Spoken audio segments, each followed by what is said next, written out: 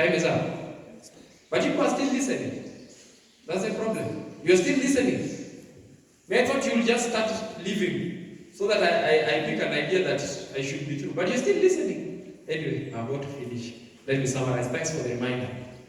He's telling me that it's 5 minutes to finish. Now, I'll tell you something. These guys are going to the gym.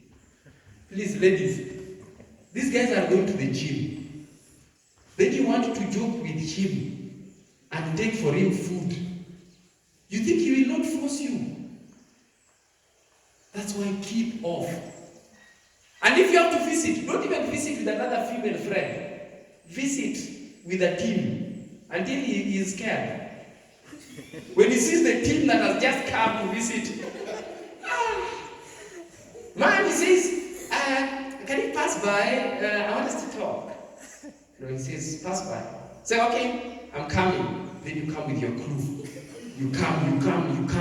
And all of you have come and say, but then meet also my friend. You pretend like it's about the way thing, but you know you're protecting yourself from him and you're protecting him. You know some of these guys, you have to protect them. They don't even know how to protect themselves.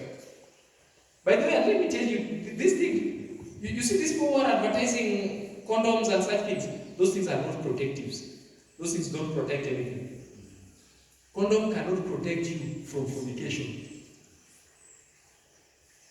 Listen, the big thing is not even that you're pregnant. The big thing is that you're sinning against God. If it can protect you from sin, okay, go ahead. And that's what I'm telling you. You come with a whole crew, and he sees the crew, and then, okay, we can talk. We can talk. Say, hey, but these people are so many, we need some privacy. You say, okay, let's sit out here at the balcony, then they can sit inside. You two are the ones who sit outside, not us. Us who have come, we are not sitting outside. Us, we are sitting inside to prevent you. You are sitting outside where everyone is seeing you. In fact, I like telling young people learn to have private time in public. Not private time in privacy. That's why if you want to meet, go to a place where, in fact, don't even go to a hotel where nobody knows you. Go to a place where you can bump into pastor unexpectedly. Some of you are going to hotels which are so expensive, we don't even know those hotels. Then you go hide there. Where even when you're touching somebody, they think this is your wife. Go to a place where you can bump into me. And then, oh, but I know you. No, oh, sorry, I was seeing some fly. There was some fly on your dress. I was removing it. So you pretend like that. When in actual sense, you're caressing that guy. But we know. We want you to learn. But there's nothing wrong in having your private time as you talk. We don't all want to hear everything you say, but do it in public. That's why, in fact, some of these guys who are asking you that they want to meet you, you see on Sunday when there's church board here, tell him, let's meet in church. You see over there, meet there, talk there. Church board is going on here, you're talking there. When you are through, you go home, same time with church board. Know that you're going to meet somewhere, we don't even know where. We want you to meet in public. Have your private time in public. And look at what happened to Tamar. The Bible says that when he had already forced Tamar, you remember he could not even eat because of Tamar. Now read the next text. It says in verse 15 of 2 Samuel chapter 13. Then Amnon hated her exceedingly, so that the hatred wherewith he hated her was greater than the love wherewith he had loved her. And Amnon said to her, arise and go. Ladies, that's how Amnons behave. That's how Amnons behave. And let me tell you, Amnons are also the son of the king. So when you get a boyfriend, when a guy is proposing, ask him, I know you're a child of the king, but are you Amnon? These ones here already know what we mean by Amnon. Even the boy who is going to propose to you tomorrow, I've not said that's a prophecy. Let me point at another person. The boy who will propose to you tomorrow, ask that boy, are you Amnon? Then you say, what do you mean? But you know I'm Peter. No. Are you Amnon? I didn't know, but you know I'm Peter. Okay. Before we talk, go look for the story of Amnon. If you don't know it, look for the preacher.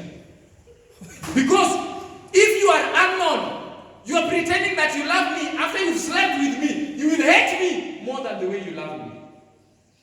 And that's biblical. And look at the story. The story says, Amnon said unto her, arise and be gone. Go away. Ladies, guys, this is serious. And listen to the next text. It says, she said unto her, there is no cause. The evil in sending me away is greater than what you have done to me. But he could not hearken unto her. Then he called his servants that ministered unto him and said, put now this woman from me and close the door after her. Is that not painful? When he wanted to sleep, he said, my sister. Now he's saying, woman. That's how Ammons behave. When he wants to sleep with you, he calls you sweetie, love what, lollipop, everything, sugar, what, honey, hibiscus. He calls you everything. No, you know, they know you are Adventist, so he looks for the things on that table and calls you those things. And your head starts going 2020. When he finishes with you, he says, woman, go away. But I'm your sweetie. No, listen. I know sweet and you, two different things. Go away. That's the time he will even say, you are a loose woman, you sleep with every man. In fact, somebody said, if a guy asks to sleep with you, know that that guy asks every lady. If a lady agrees to sleep with you, know that that lady agrees to sleep with every man. Use that. I know you don't even want to believe it. The Bible says in verses 18, and she had a garment of diverse colors upon her. Listen to this. That she had a garment of diverse colors upon her. For with such robes were the king's daughters that were virgins apparel. Beloved, there was a special cloth for virgins. That is serious. Now I know you're asking why I was asking the virgins in the congregation. Now you know. Can you imagine even the king's daughters who are virgins were given a given type of cloth? You're here asking us why Seventh-day Adventists are talking about dress reform? Because virgins who are the sons and daughters of the heavenly king must be dressed in a special way. Now what was she going to do? In fact, when you continue to read the point, it says that the servants brought her out and bolted the door after her. Tamar put ashes on her head, and she tore her garment of diverse colors that was on her, and she laid her hand on her head and went on crying. And Absalom, her brother, said unto her, hath Amnon thy brother been with thee? That was a serious story. But it's because Tamar took food, just food, brought that. Avoid men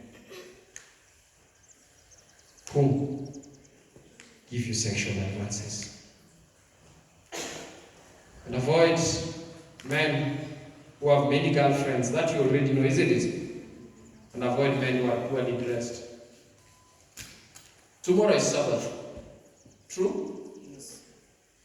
On Sabbath, we will learn several other things. Allow me to end with point form. Point form, as I ended yesterday. You know, I just like ending with points. So you say the points are easy to just write. Men, avoid ladies. Number one, avoid ladies who do what? Avoid ladies who do what? Avoid ladies who are always asking for things or money.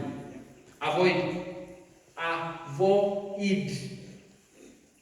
Always asking for things. No, avoid. Avoid. If she is not employed, she's living with her mother, let her go ask her mother.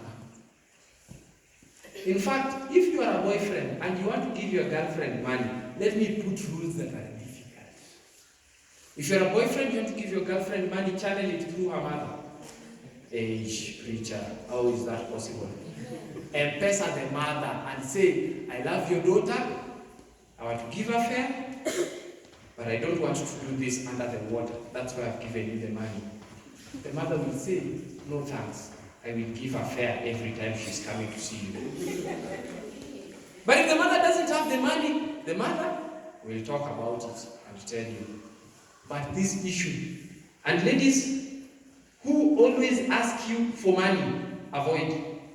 Ladies who always ask you for things, comes, oh, you have a good phone, I wish mine was like yours. Oh, you know, I see some dress, I wish I had that one. Oh, avoid ladies who always ask for things. Maybe for your information, the Rachel Turai, one time I used to feast the committee medium, not maximum, medium. I think maximum I went there around 7 times, but medium I used to go there and I could sit with young men and I could interact with them. Yes. Why are you here? Actually, 40% were committee medium prison. Most of 40% are thieves. Why? They could steal so that they could satisfy their wives. 40% thieves. Because they want to satisfy cheap things. Sufuria, kuku za watu. Because of one reason, they have to satisfy their wives. And the wives have more demands. Yes, they have to get satisfied of what they want. So the point we are putting across, they should avoid those young girls asking for expensive things, which of course then their parents are not able to afford. Amen.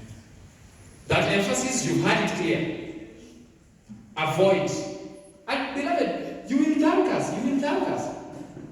Tomorrow after your wedding, and you have some lady who is not asking for many things, you will be like, hey, preacher, thanks for having spoken to them.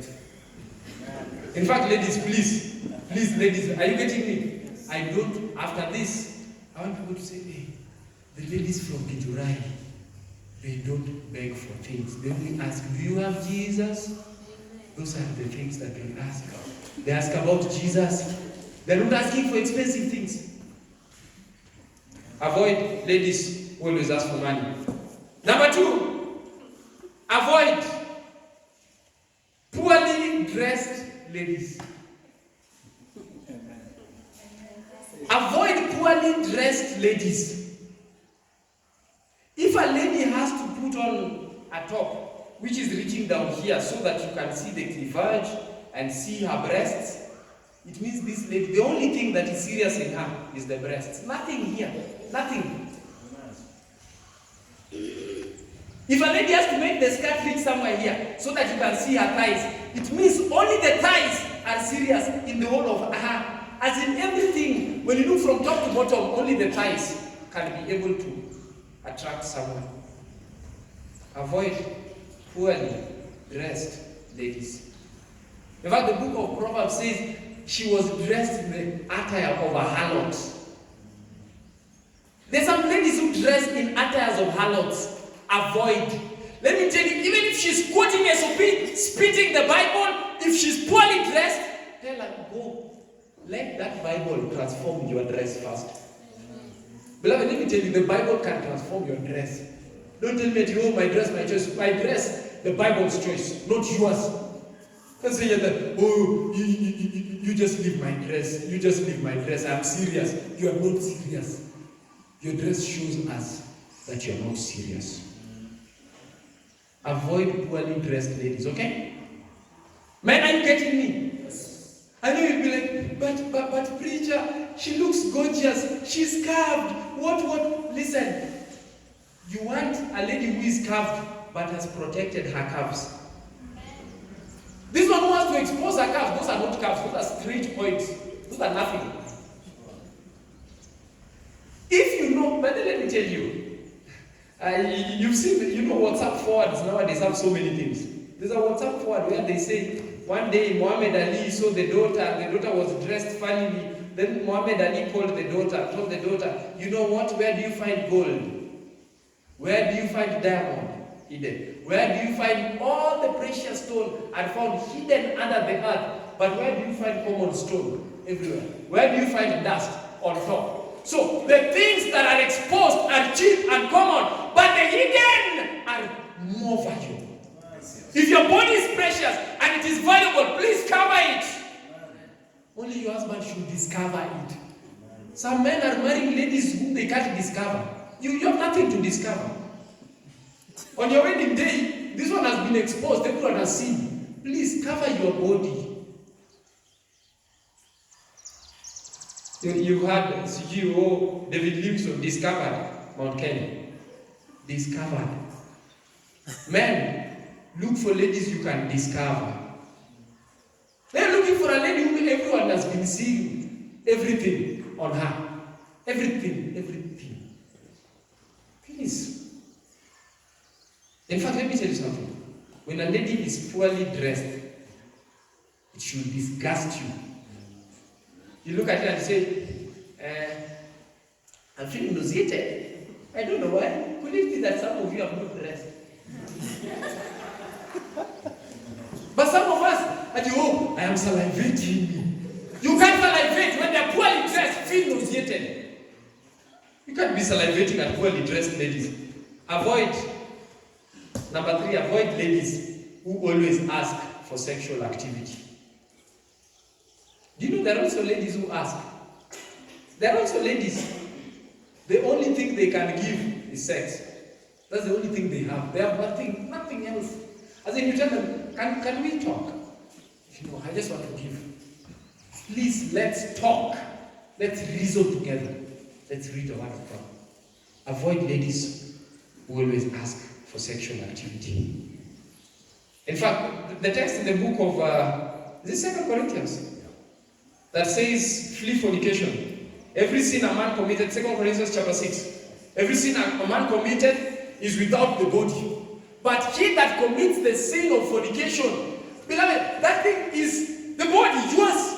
When you steal it without the body. All these others are without the body. And that's why after that it says, your body is the temple of the Lord. People cannot be prostituting the temple of the Lord.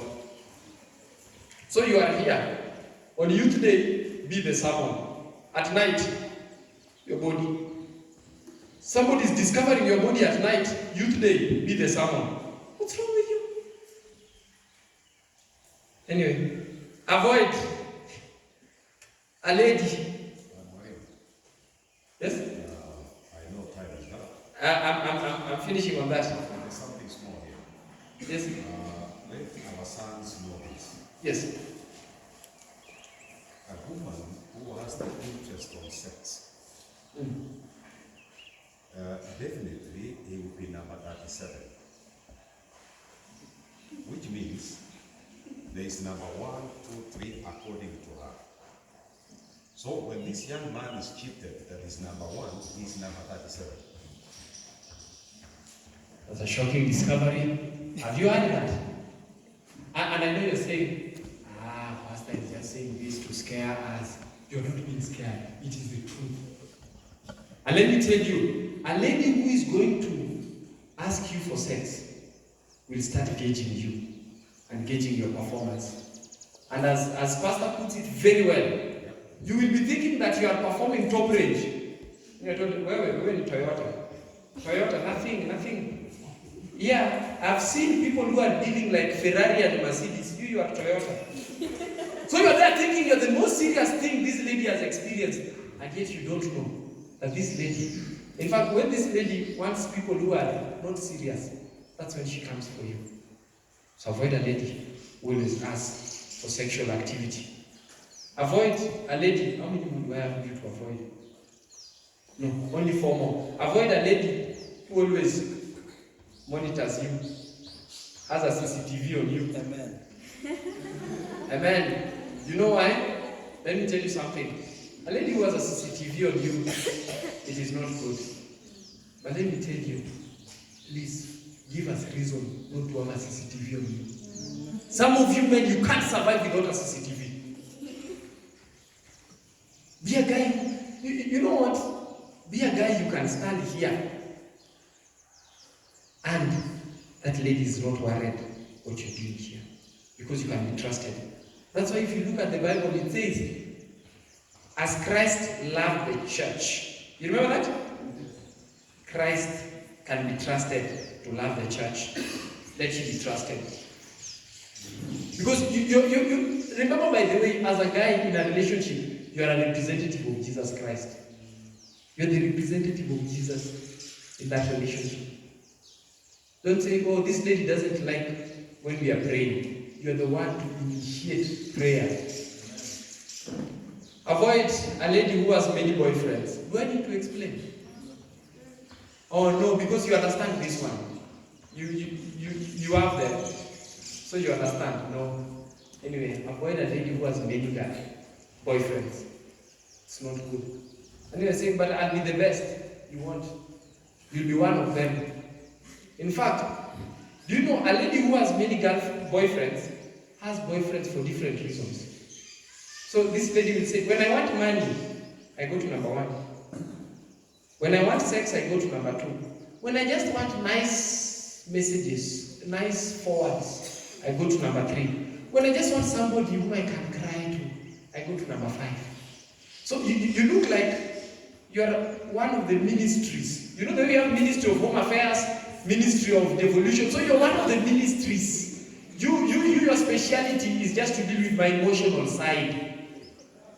So you are here with this lady. You think that this lady is not even asking me for sex. This is the one that was spoken about. This lady is not asking for money. No. This lady has a boyfriend for money. So avoid such. Avoid a lady who is not clean or healthy looking. Ladies, shower. Okay? Some ladies. Did you get me right? Ladies, go shower and dress smartly. And as a lady, by the way, you even need to smell nicely.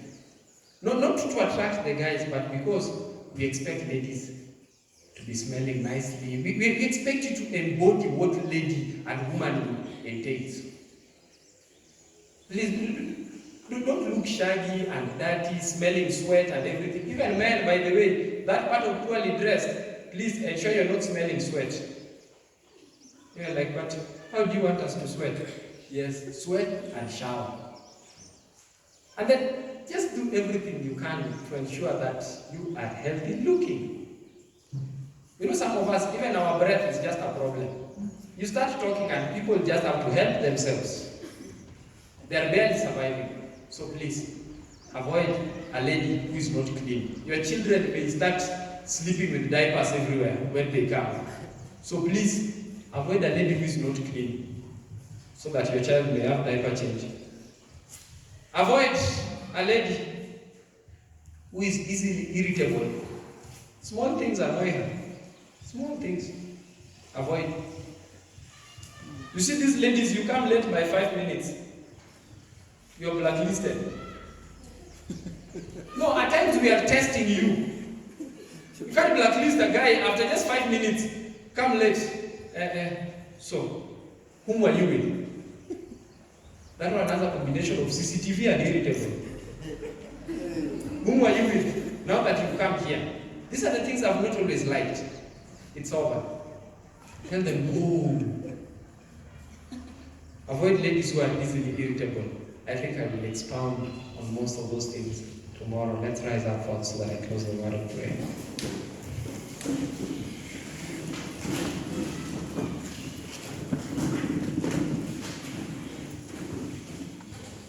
Let's close our eyes. Let's bow our heads. I'm pushed to make an appeal. And I want to make specific appeal.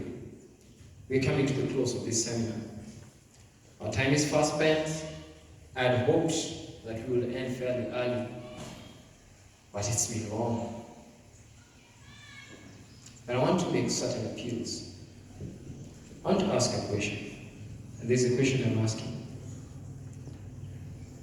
And I'm asking, with our heads bowed, let's just bow our heads. All of us, let's just bow our heads. Let's bow our heads. With our heads bowed, I want to ask a very serious question. I want to ask very serious questions. And I want us to make a decision for God, and a radical decision for that matter. Is there someone in this congregation? You're saying, Lord, I am single. But God, I have been carrying out myself in a way that does not glorify you, in that I have not trusted you to provide for me in terms of getting into a relationship. I am worried about many things about relationships. I have not learned to fully put my wants and my desires into your hand. I want you to think, because I'm making an appeal. Somebody, you're desperate. Please, if you're searching and you're not desperate, don't put up your hand. This is a specific appeal. All our heads bowed, because I'm asking a serious thing. Somebody who feels in their heart that the way you've been carrying out yourself, you've been behaving like you're desperate. And there's nothing to be ashamed about, beloved. It happens. At times the experiences of this world can push you to desperation. And you're saying, God, I want you to help me overcome the desperation of being single. Put up your hand. I want you to pray with someone. Somebody you're in that category. You're just feeling like you've been behaving like you're desperate, you're worried about everything. Every time you're just thinking, when will I get married? Why am I getting married? Why am I not in a relationship? And you're saying, God, I want you to help me. Just put up your hand. Put up your hand. Any person in that category. Okay, put up your hands. I'm asking another question. Put up your hands. I'm going to pray for each and every one of us. Question number 2 and appeal number 2. I am asking, is there somebody in the congregation? Well, when I asked the question, it looked general, but now I'm being specific. There's somebody in the congregation. You know you are not a virgin, but you're saying, God, I'm not a virgin. I may have broken my virginity knowingly or unknowingly. But God, having heard you speak to me this day, I want to start on the path of secondary virginity. And I want you to help me, dear Lord, that I may remain pure from today as we speak until the day I'll be married, God willing. Is there somebody such a person in the congregation? Put up your hand. I want to pray for someone. Just put up your hand. I want to pray with someone. Put up your hands. I'm asking appeal number 3. Is there somebody who is saying, Lord Jesus, I am in a relationship, and the relationship I am in, the things I have learned in the course of this week are proving to me that my relationship is not glorifying you, dear Lord. And God, I want you to take charge of my relationship and correct it fully. Put up your hand. Somebody in that category. Just put up your hand. Put up your hands. Last but not least, is there somebody in the congregation who is saying, God, I'm not in a relationship. You may have been dumped, you may have never gone into a relationship, but you're saying, Lord, I am asking you, help me to set principles. From what I have learned, help me to set principles and help me to maintain principles of godly relationships, so that when I will get into a relationship, I may glorify you. And with that, you are asking God that, God, open the way for me to get into a relationship that will glorify you. If there's such a person, put up your hand. Let's put up our hands. I'm asking, if you put up your hand at any one point in time for any of the appeals, I want you to put up your hands. I want to pray with you. We are praying. Loving Jesus, before your holy presence we present ourselves. The songwriter will say, not I, but Christ, be honored, loved, and exalted. But God, in our lives, you've not been honored. In our lives, you've not been exalted. And today we are confessing our sins. God, you've heard their appeals, they've heard their appeals. Somebody here is crying in their hearts and saying that, Lord, I want to get into a relationship that will honor you. God, I have learned principles. Some of the things these preachers are saying are too difficult. But God, with you, there's nothing that is impossible. And I want to trust in you. And so, God, there is a soul that is saying that, God, I want to get into a godly relationship that will honor you. I want to get into a relationship that will exalt your name. That when people see us, they'll say that these people have spent time with Jesus. God, there is somebody who wants to get in such kind of a relationship. I have told them that they don't need to get money from their boyfriends. That's tough. Some of them are addicted to it. So God, can you break that tendency? And for those who have not started, God, can you help them that they may not get into such? God, I have told them so many things that they need to avoid so that they don't put themselves in the trap of the enemy, so that they don't walk on the enemy's path. But God, it's difficult. So I'm asking, help these souls. Loving Jesus. There's someone in a relationship and I'm saying, God, this relationship has not glorified you. But God, I want a relationship that will glorify you. And God, your children have committed themselves. They are raising their hands. They're saying, God, I want to glorify you in my relationship. God, you're seeing those hands. Now I pray. The habits that they have been doing in their relationship that are not glorifying you, give them power over the sin. Your Holy Word says that we have an advocate who is faithful and just to forgive us of our sins and to cleanse us from all unrighteousness. God, may you forgive us of the sins we've committed in our relationships and cleanse us from all unrighteousness. Loving Savior, we are saying that some of us are not virgins. God, we have broken the commandment by our behavior.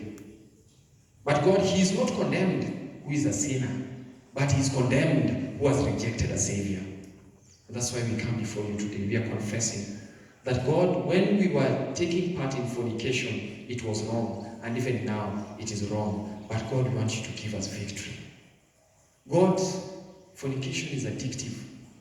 Some of us are addicted to pornography, some of us are addicted to fornication itself, and God, we want you to set us free. Your Holy Word says, if the Son shall set you free, you shall be free indeed. So God, give us victory.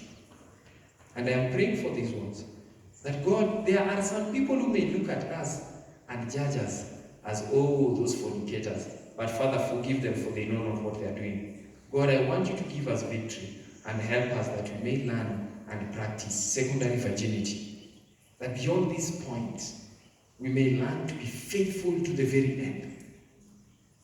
Never to commit premarital sex. God, we just want to avoid it. And God, if there is anyone who is going to tempt us, please God, may you sort that person away. That they don't get us back into premarital sex. God, give us victory day by day, moment by moment. God, I am praying.